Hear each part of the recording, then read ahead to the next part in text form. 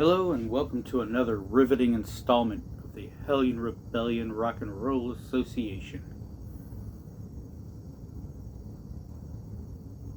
Before we get started, we have another dag-blasted moment of silence that we need to see tonight. This one goes out to Mr. Steve Riley. He was the longtime drummer for LA Guns, and he was also the drummer for Wasp for some time. So let's go ahead and give a moment of silence to our guy Steve Riley, who left us this week.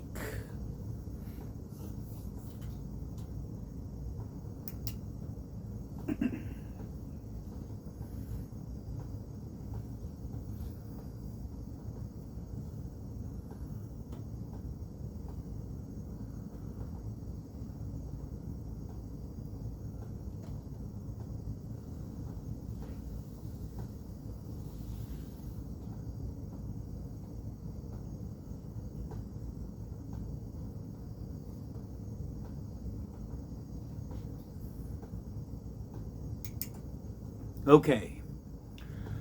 May the crystal eyes of our Lord look kindly down upon Mr. Riley's trespasses into the nether realm. It is getting very cold outside, and you know what that means? It means that it is death metal season. So that's what we're going to do tonight. Let's start at the beginning, 1988, 1989. Death metal is finally getting its foot in the door. Every major city in the world has at least one or two death metal bands. However, there are only 3 hot spots in the world where there is a ridiculous number of bands coming out of them. The first one is Tampa Bay, Florida. The bands who are recording at More Sound Studios like Obituary, Morbid Angel, Deicide, etc.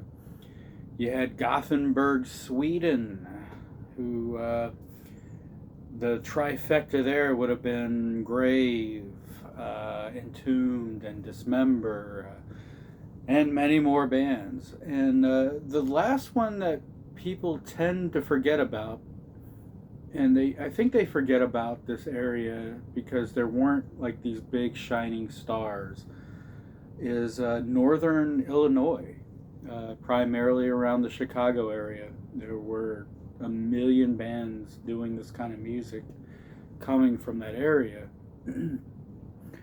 and again, there wasn't like that big Morbid Angel or Obituary or Entombed. But there were a couple bands that we could talk about, and one would have been this one, Macabre, who sang these really kind of goofy songs about serial killers and all the heinous things that they did. I wouldn't say they were making light of that sort of thing, but the songs were kind of meant to be funny, and those guys definitely had a gimmick. They're a great band. And the other really big Chicago band of that time would have been the band we're listening to tonight, and it would have been these guys, Broken Hope. Now, Broken Hope came with a little teeny tiny piece of baggage, and that baggage was that they sounded almost identical to Cannibal Corpse, another Tampa Bay, Florida band. Legendary and probably they've become probably the most famous death metal band of all time.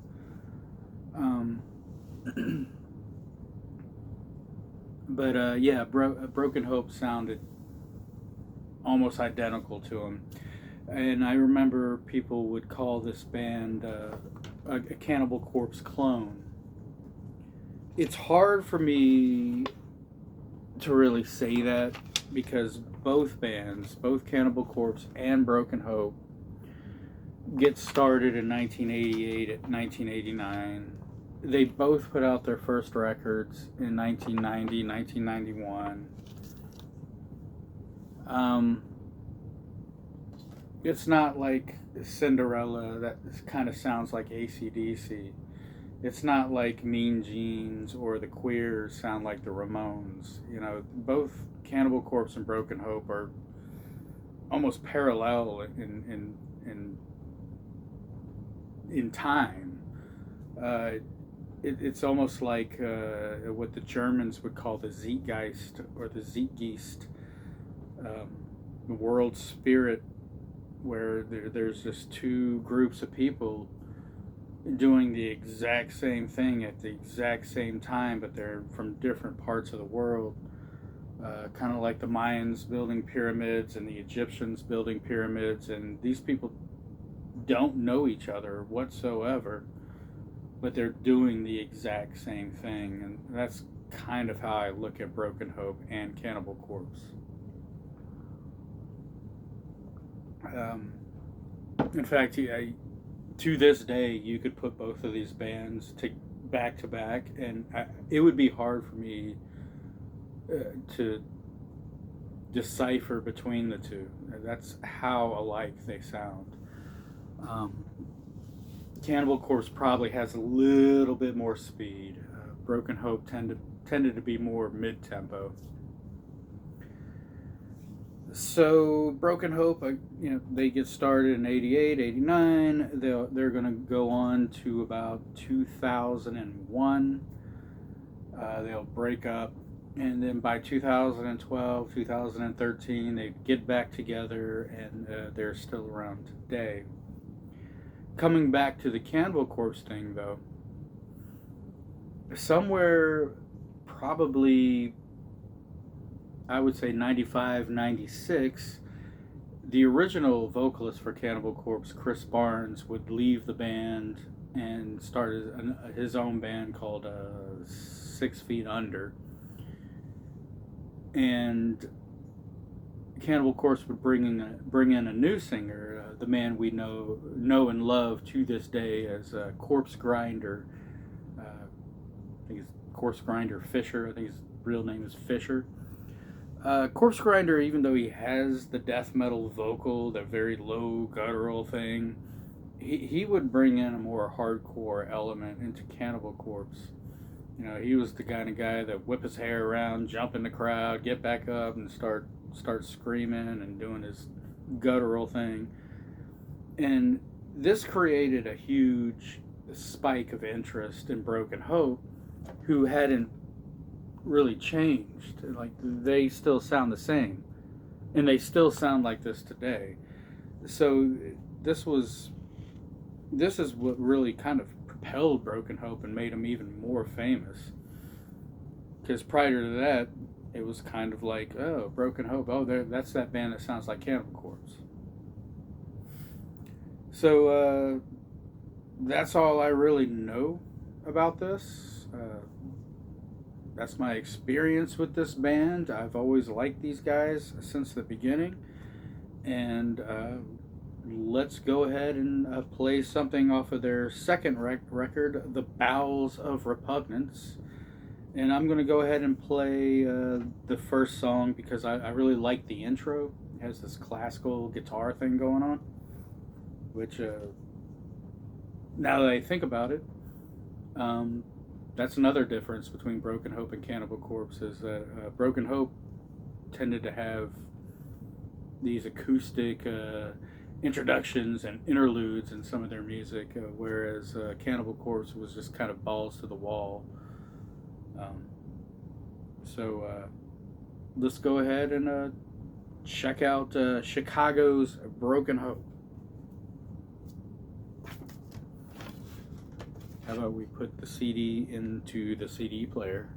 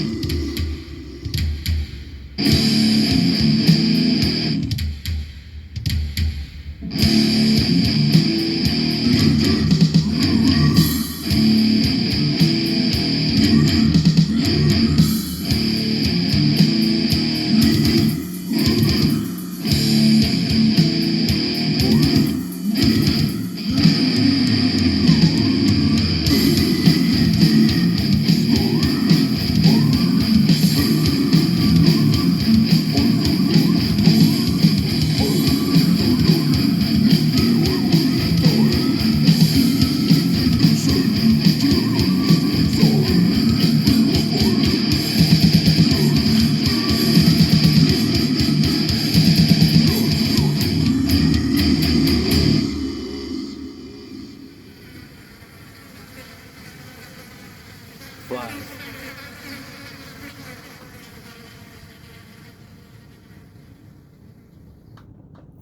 So there you go, Broken Hope from Chicago, Illinois. If you're familiar with death metal, you can hear how similar this band sounds to Chris Barnes' era Cannibal Corpse. I, that makes me chuckle. I don't know what it is that kind of vocal makes me chuckle. I just want to know, like, who in marketing thought this was a good idea. Give them a raise.